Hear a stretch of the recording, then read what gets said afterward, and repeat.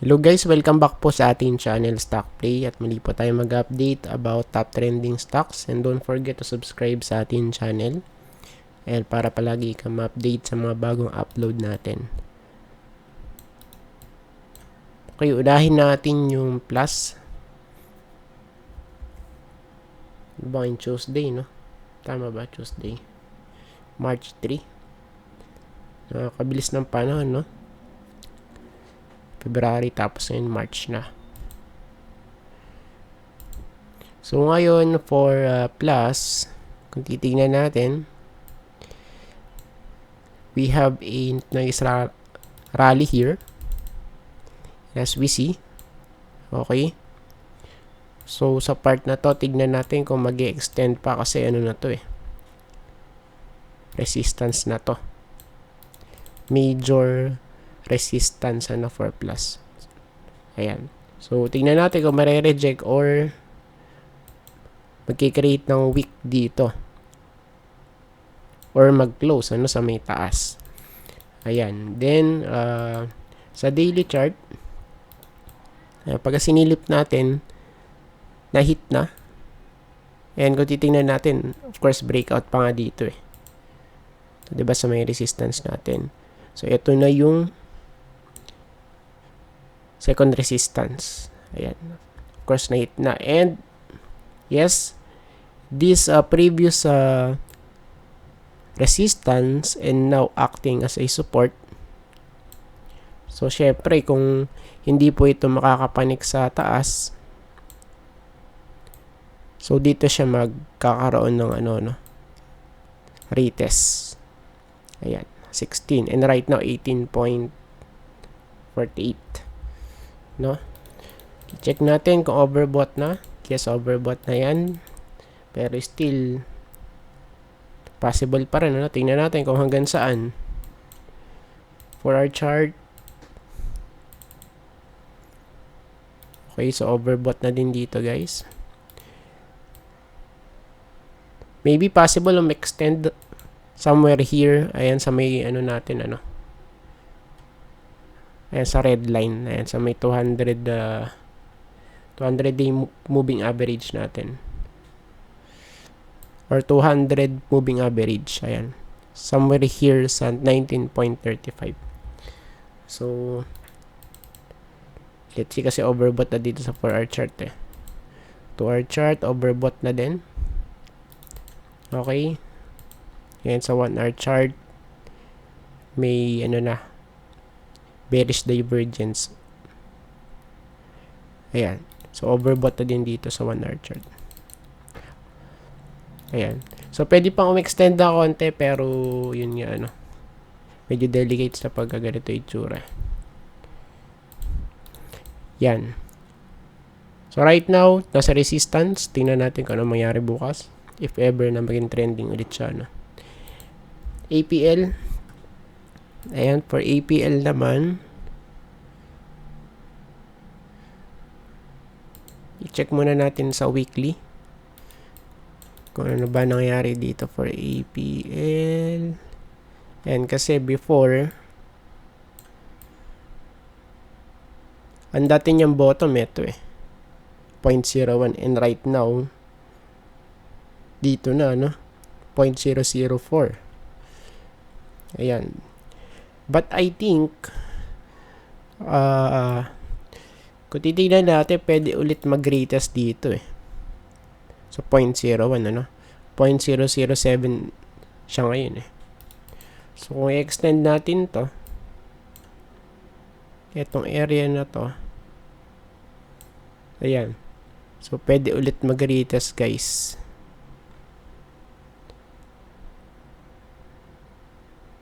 .01 So, tingnan natin. Tapos, ganyan. Right here, mukha siyang double bottom pattern. Pero tingnan natin. Sa daily chart,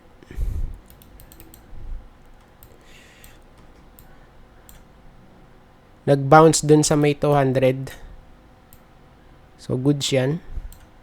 Ayan, tingnan natin kung masusustain hanggang sa makapanik dito sa 0.01. Ayan. So ngayon kasi ibang trend na to guys kung titingnan natin ano. Ayan. So typical parang ano siya. Looks like a bottom na. Since nalaglag nga dito panibagong ano pattern. Ayan. So panibagong ano siya. Range. Since nalaglag nga doon sa may dating all-time low no for APL. Ayan. Ang ano dito, ang pinaka-crucial, once na mag-retest ulit sa 0.01, then kung makakapanik ba. So yung breakout yung pinaka-crucial dito eh. And pagka nakapanik at nag-hold, so yun guys yung maganda, no? So imagine this before, pagka sinilip natin yan sa weekly chart, sobrang taas nung ano eh, no? Rally, 0.47 and right now trading at 0.0077. 'Di ba? Sobrang bagsak tapos biglang ano eh. Dito, no? Bagsak or yung proper term ranging siya, no? Matagal na ranging, it means bullish yun. Like this one, no? Ayan, no? Ranging siya. And sa part na to, yes, pwede natin i-consider na ranging. So, as long as na nagba-bounce siya. Ayan. So, sa area na to, ranging siya ngayon. No? For APL. Base po ito sa weekly chart, ha? Ayan. Then, we have here Picor, Petron. Of course, since may gera, maapektuhan yung presyo, no? Ayan na nga, nag-rally na. So, kailan nag-breakout to noong 27 last week. Tama ba? Last week, no? Nag-rally na guys. Okay. So, ang ano natin dito, napansin natin is ranging siya guys. Diba? 2020 nag-rally. Okay, tas bumalik. 2000, ano ba to? 2020 2022 nag-rally ulit. Ayan, pero balik ulit sa dati. Then ngayon 2026 nagra-rally ulit. So it means sa ano na to, sa pattern na to, ang mare-reveal natin may pattern, no? Right? So pwede nating sabihin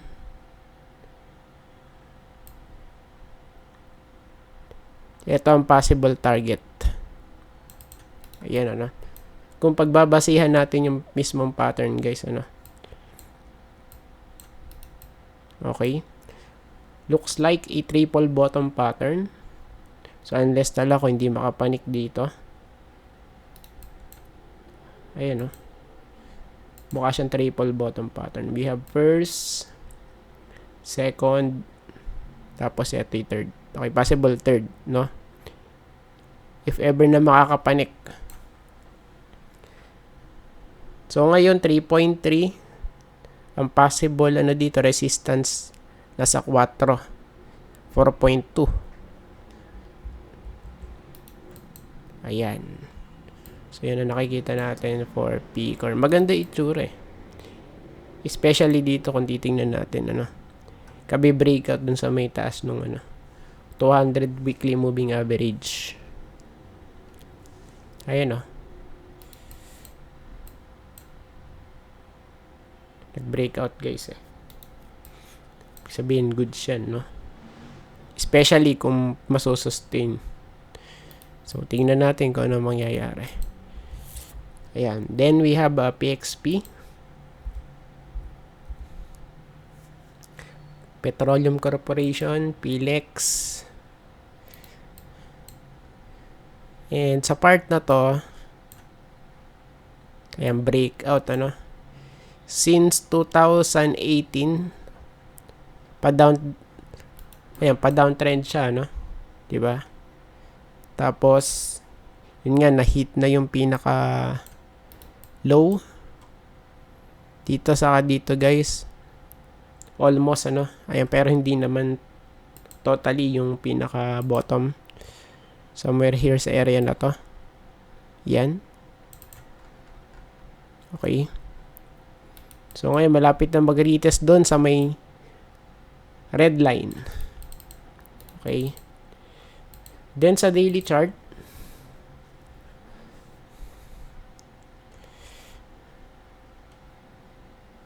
kung titingnan natin, breakout. Diba? And kung masusustain yan, magandang pangitain to for PLEX. Ayan, o.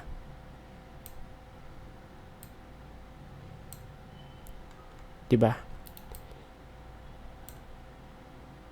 Ayan, pa-downtrend siya since 2018, tas breakout na ngayon, o. So, sana lang masustain, kasi kung hindi, baka bumalik pa tayo sa baba niyan. Ayan. And possible yung magiging support natin dito, ano? Ay, sa may 3.2. 3.2, guys, for PXP yung support, ano? Okay, tapos nasa taas na rin siya ng 200-day moving average. Plus breakout. Diba? Next natin, OGP. Same din dito. Tingnan natin. Ayan. So, medyo hirap na siya, guys. Retest na lang, ano? So, same pa din ng target.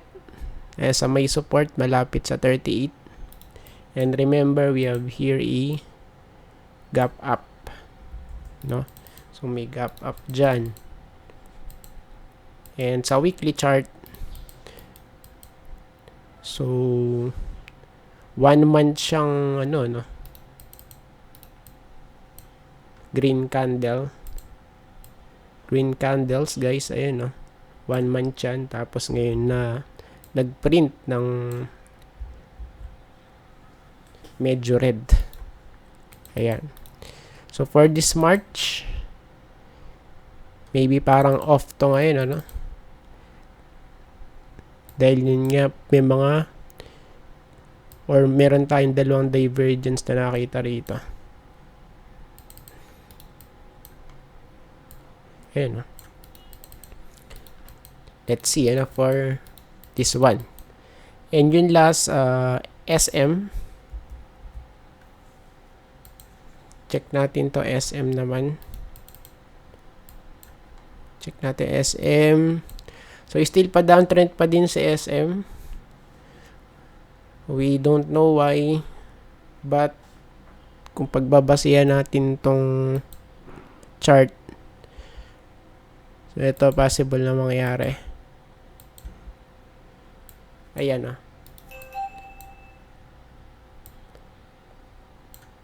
Downtrend channel siya, no? Okay, bounce. Rejected.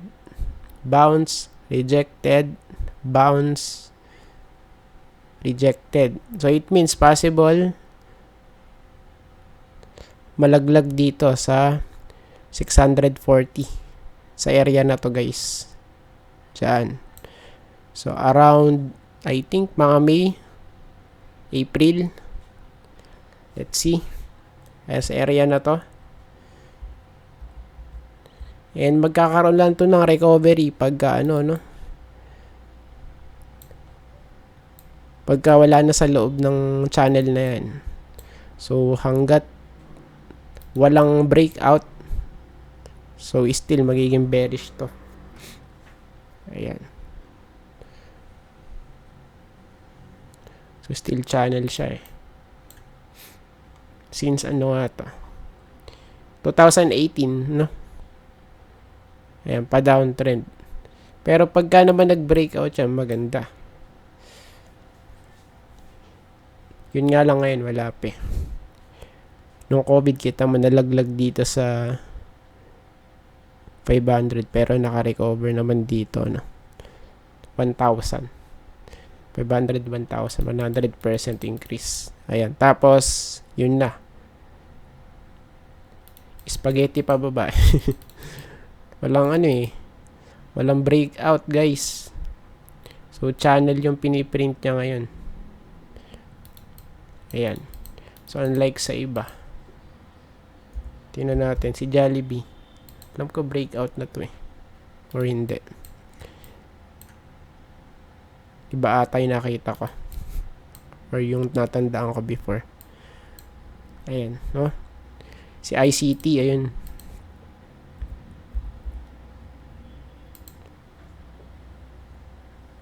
Eto guys yung solid oh. Tingnan nyo 700. Same for Meralco. Di ba nag-breakout din to? Ayan oh. Matagal din siyang ano eh. Sideways guys. Since 2012 pa nga to, no? Ayan oh.